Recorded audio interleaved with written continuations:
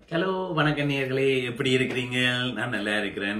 வளமை போலதான். என்னண்டா இந்தியா வளமையா ஒவ்வொரு பிறப்பிள்ளைங்களையும் பற்றி தான் நான் வீடியோ போட்டுக்கொண்டு போறேன். அதே மாதிரி தான் இந்த வீடியோவும் அமைய போகுது. இன்னைக்கு ஆரை பற்றி பார்க்க போறோம்னா வைரமுத்து. எல்லாருக்கும் தெரிந்தவர் தான் இந்த வைரமுத்து. அவரை பற்றி நான் கொஞ்சம் ரிசர்ச் பண்ணி பார்த்ததுல ஓகே அதை பற்றி போடுவோம் இன்னைக்கு வந்தேன். இப்ப வைரமுத்து கவி பேரரசு வைரமுத்து எல்லாருக்கும் தெரிந்தது. உங்களுக்கு தெரிந்திருக்கு, ஆனால் தெரியாத உண்மைகளை நான் உங்களுக்கு வெளிப்படுத்தலாம். எனக்கு தெரிந்ததை நான் உங்களோட பகிர்ந்து கொள்ள போறேன். இவற்ற பிறப்பு எப்படின்னா 1953 ஆண்டு ஜூலை மாதம் 13ஆம் தேதி தான் இவர் பிறந்தவர். இவற்ற தகப்பண்ட பேர் ராமசாமி, இவற்ற தாயின் பேர் அங்கம்மாள். அதாவது வைரமுத்து பிறந்த இடம் தேனி. இப்ப இந்தியாவில் ஒரு இடம் இருக்குது, தேனி மாவட்டம். இந்த தேனி மாவட்டத்தில் பிறந்தவர் தான் இந்த வைரமுத்து. இவர் சின்ன வயதில இருந்து இவருக்கு ஒரு ஆர்வம், தமிழ் மொழியில நிறைய பற்று உடையவர் தான் இந்த வைரமுத்து.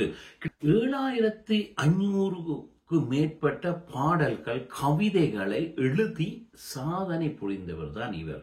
மற்ற இவர் பாடலாசிரியர், அதாவது திரையுலகில் பாடலாசிரியர், ஒரு நாவல் ஆசிரியர், கவிஞர், மேடை பேச்சாளர், டிரான்ஸ்லேட் மொழிபெயர்ப்பாளர், இப்படி நிறைய விஷயங்களை உள்ளடக்கினவர் தான் இவர்.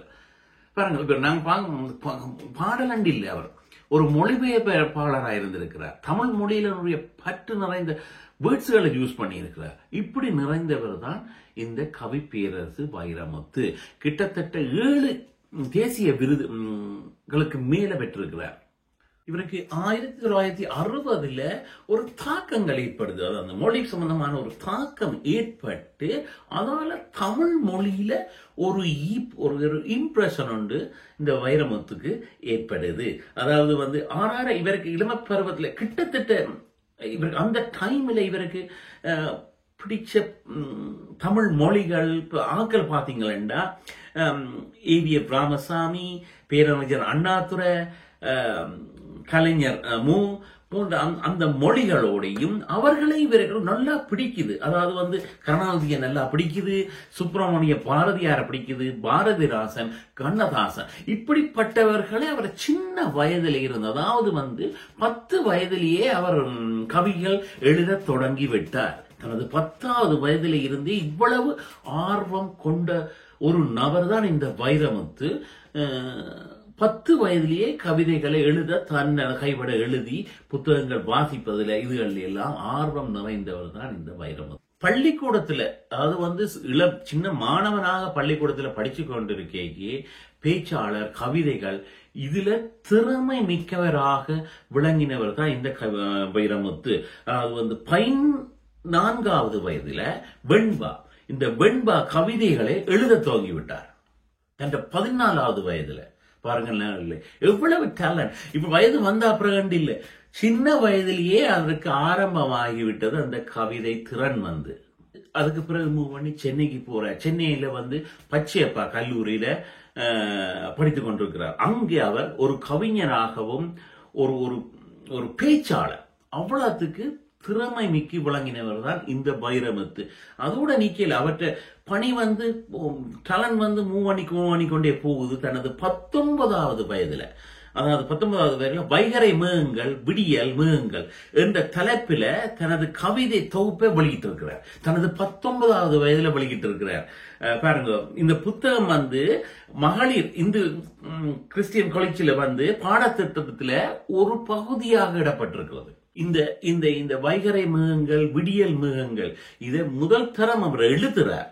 எழுதியக்கல தனது 19வது வயதில் எழுதியக்கல அதை மகளிர் கிறிஸ்தவ கல்லூரியில பாடத்திட்டத்தில் ஒரு பகுதியாக பரிந்துரைக்கப்பட்டது. இது ஒரு பெரிய ஒரு வெற்றி இந்த வைரமுத்துக்கு. பாருங்கள், இவ்வளவு சாதனை படைத்திருக்கிறார்.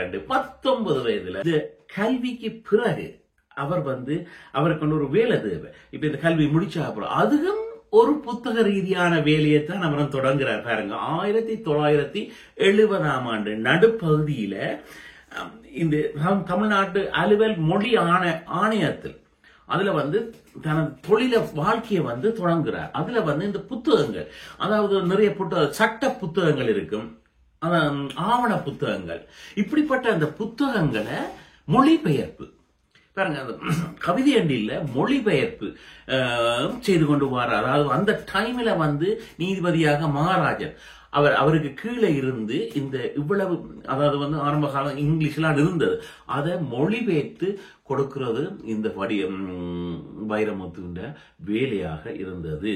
பாருங்க, கவி பேரரசு அந்த மொழிபெயர்ப்பு செய்து கொண்டிருக்கே அவர் தன்ற பாடல கவிதைகள் எழுதி கொண்டே இருந்தவர். அதே மாதிரி 1979ஆம் ஆண்டு 2வது கவிதை தொகுப்பு, அது 19 விட்டவர், அதுக்கு 2வது கவிதை தொகுப்பு விடுறார்.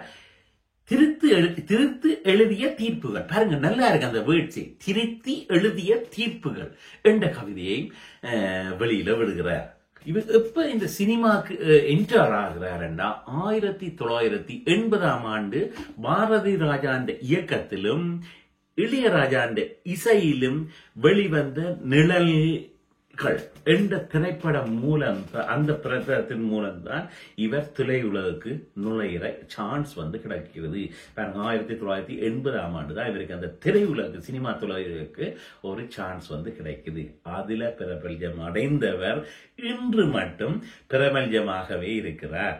பாருங்க, இவ்வளவு ஒரு சாதனையா. இந்த படத்திலும் ஒரு சின்ன ஒரு பிரிவு இருக்கிறது. என்னன்னா, இந்த பாலச்சந்திரன் புன்னகம் என்ன 1986ஆம் ஆண்டு அந்த படத்துல பிறகு அந்த இளையராஜாவே ஒரு பெரிய ஆள், வைரவத்துக்கும் ஒரு பெரிய ஆள், அதுல 2 பேருக்கும் ஒரு சின்ன ஒரு மனசாம் வந்து ஒரு பிரிவுகள் ஏற்பட்டது அந்த காலகட்டம். பாருங்க, அவர் 80 ஆரம்பிச்சார், 86ல இளையராஜாக்கும் இவருக்கும் ஒரு சின்ன ஒரு பிரிவு வந்தது. திருமண வாழ்க்கை பத்தி பாத்தீங்கன்னா அத்தோட நிக்கல வைரமுத்து. அவர் போய் ஒரு மெரி பண்ற தமிழறிஞர் மீனாட்சி மாளிந்த கல்லூரியின முன்னாள் பேராசிரியருமான பொன்மணி. பாருங்க, அவவும் ஒரு தமிழ் அறிஞரான ஒரு ஆளைத்தான் வைரமுத்து போய் அவரை திருமணம் முடிக்கிறார். அப்ப 2மே பாருங்க, இவரின் கவிதை, அவவும் ஒரு தமிழ் பேரறிஞர், இவர்களை பொன்மணியைத்தான் வைரமுத்து திருமணம் முடிக்கிறார். அதுக்கு பிறகு அவர்களுக்கு 2 பிள்ளைகள் இருக்கிறது, மதன் கார்த்திக், மற்றொரு பேர் கபிலர். இந்த 2 பேரும் தமிழ் சினிமா துறையில வந்து இருவரும் தம் திரைப்படங்களுக்கு பாடல் ஆசிரியராகவும் இருக்கிறோம், எழுத்தாளராகவும் அவற்ற பிள்ளைகள் இன்றைக்கும் ஒர்க் பண்ணி கொண்டு இருக்கிறோம். இதுதான் வைரமுத்துண்ட ஒரு சின்ன ஒரு விளங்கி கதை. பாருங்கள் நேயர்களே, இவ்வளவு சாதித்தவர் தான் இந்த வைரமுத்து. நாங்கள் எடுத்த உடனே பாடலாசிரியர் இது என்று சொல்லி கொடுக்க, அவர் ஒரு மொழிபெயர்ப்பாளராக இருந்திருக்கிறார், நிறைய விஷயங்கள் செய்திருக்கிறார். வளமை போலதான் ஒவ்வொரு பிரபல்யங்களையும் பற்றி நேயர்களான். ஏனென்றா நல்லா தேர்ந்து தெளித்ததை தான் விட வேண்டும் என்றதுக்காக, சும்மா இந்த வார்டில சொல்லக்கூடாது என்றதுக்காக சரியான விஷயத்தை தான் எடுத்து போட்டு கொண்டிருக்கிறார். வளமை போலதான் இந்த வீடியோ ஒவ்வொரு பிரபல்யங்களையும் பற்றி போடுறோம். கீழே பாருங்க, அந்த ரெட் கலர்ல அல்லாட்டி சிலது பிளாக் கலர்ல சப்ஸ்கிரைப் என்ற ஒரு பட்டன் இருக்கும். அதை பிரஸ் பண்ணினா நான் போடுற வீடியோ வரும். அப்படி வராட்டி என்னண்டா, சிலவே நீங்க வந்து இமெயில வந்து நீங்க ரெஜிஸ்டர் பண்ண வேண்டும். நீங்க ரெஜிஸ்டர் பண்ணி இருந்தா தான் அது சப்ஸ்கிரைப் பட்டன் வரும். போட்டீங்கன்னா நான் போடுற ஒவ்வொரு வீடியோவும் உங்களுக்கு வந்து கொண்டிருக்கும். நன்றி, வணக்கம்.